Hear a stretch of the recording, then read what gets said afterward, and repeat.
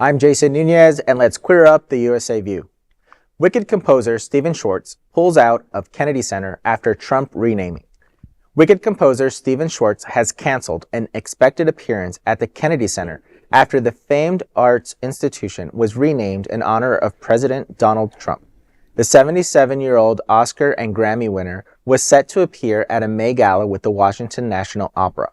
In December, the Kennedy Center's board voted to rename the venue the Trump Kennedy Center, a move that sparked immediate backlash.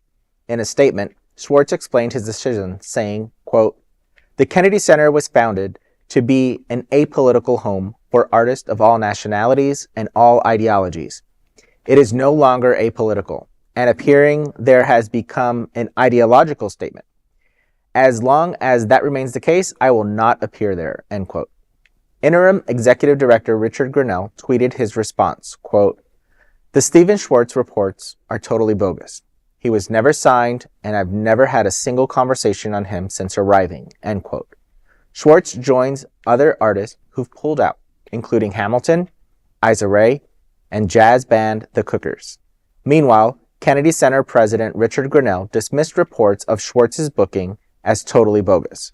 The continuing controversy comes as ticket sales at the Kennedy Center hit their lowest point since the pandemic, with more than 43% of seats left unsold this fall.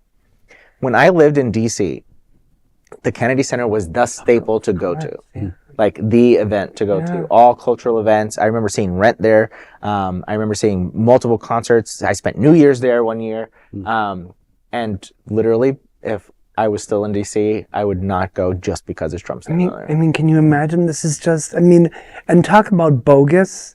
Miss Grinnell, no one is more bogus than you are. And I can almost forgive Schwartz for allowing John Chu to turn his beloved stage musical into an offensive two-part cinematic abomination, but I'll work on it. Richard Grinnell was interviewed by PBS NewsHour about the Kennedy Center, and it's just so interesting. The venue income is down 50%.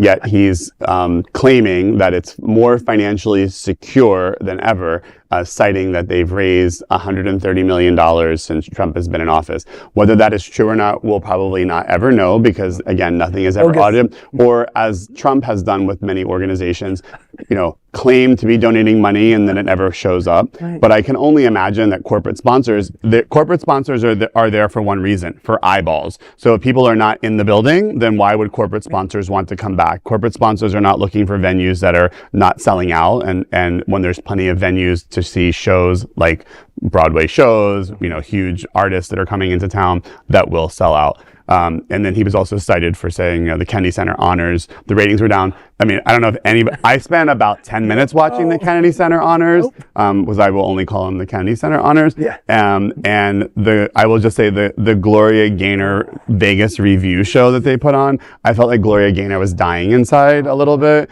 Poor Denise Williams, she was the person that did the songs, and the backup dancers looked like they pulled like a solid gold dancer set out from like 1981 and put it on this. It was like something you would never see at the Kennedy Center. It was that tacky. But see, now it makes you question Denise Williams. If Denise Williams showed up to perform for this, it was like Vanilla Ice performing at the New Year's Eve thing. These are people, they don't really care, obviously, and they don't mind being written off. When was the last time you heard Denise Williams was booked somewhere? So I can't fault her for taking a gig. She is working in the entertainment industry, so I won't fault her for that. But yeah, he's grasping at straws with what they're doing there, and this is going to fail. Obviously, you have to attract big artists to come to a venue to make it successful. Like it's not gonna run solely on donations, and people are not going to want to donate to a venue that doesn't get a big act. Right. Well, hopefully, it doesn't fail, and he decides to knock it down. Oh, Lord. He likes his wrecking balls. Yes, maybe they'll show the Melania Trump movie there. Coming to a theater, Kennedy Center, Trump Center near you.